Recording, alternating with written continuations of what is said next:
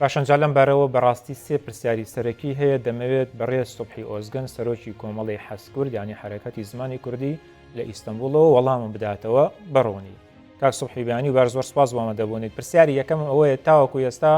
بە پێی زانیاریەکانتان چەند قوتابی خوێنکار لە باکووری کوردستان و تورکیا خۆیان ناونووس کردووە بۆ وانەی بژاردەی زمانی کوردی؟ مامۆستا ji بووی ئیساڵ te pirsî an ji بووی hemûyî بەس ئەو ساڵ ئەم ساڵ بێژ ev sal yani sala çûyî bi nasandina me dersa Kurdî sala çûyî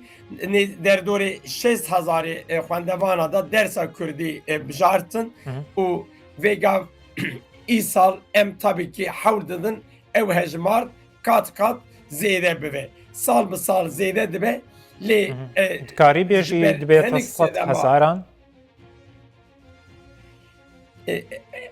armanca min tabî min dixwast ew hejmar derê ser 500,000 bi rastî lê hiç pirizgirek heye îsal em ê derxine ser yani eger ki li bajarê dinê jî xebat wek em li Stenbolê dikin bên kirin ew ê 100,000 rehet derbas bibe. لە ئیستانبولی ژی ناونووسکردن هەیە ینی لە ئیستانبولی ژی کوردان ناوی خۆ دەنووسن؟ cê ku em dixebitin hereketa Hezkurd û ez hema wek em seferberî dixebitin wek seferberî cara yekemîne ku hinek dê bav zarok di dîmena da jî hûn dibînin yani cara yekemîne dibihîzin ki ku dersa mafê dersa Kurdî heye mixabin yani bi awakî ne Wezareta Perwerdeyê ji wan re gotiye ne siyaseta Kurd ji wan re gotiye û awakî hîn nekirine dema ku em çûn ber dibistana em divên zarok no mizgînî dersa Kurdî jî heye bi Tirkî an bi Kurdî gema em divên pir coş dibin kêfa wan tê hêvî dikim ew daxwazê wan bi nivîskî فهم نەکرد ینی dibistana پرسیە منەوە بوو کە لە ئیستانبولی ژی هەیە ناونووسکردن و دەبێت elbet bi xebatê me par ji xwe di dibistana da dersa Kurdî cara yekemîn li Stenbolê ders پرزگر چییە لە بەردەم زمانی کوردی و بە تایبەتی مامۆستای زمانی کوردی چما کەمن؟ Du sedem hene yek sedem dema vîmafa hat alîkî da dewletê baş bi kar neanî têr mamoste tayin nekirin û têr neda nasandin alîkî dinê da jî mixabin siyaseta Kurda wê çaxê ev ders boykot kir û xwe jê dûr xist got em rast perwerdehiya bi zimanê Kurdî dixwazin ev ya tişkî ku ne aqilane ev û mixabin û salê pişra jî xweyî lê derneket vêgav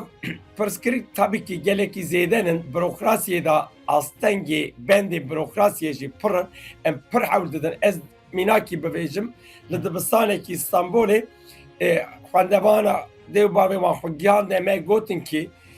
Müdûriyetiya dibistanê bi me form îmze kiriye lê gotiye vala bidin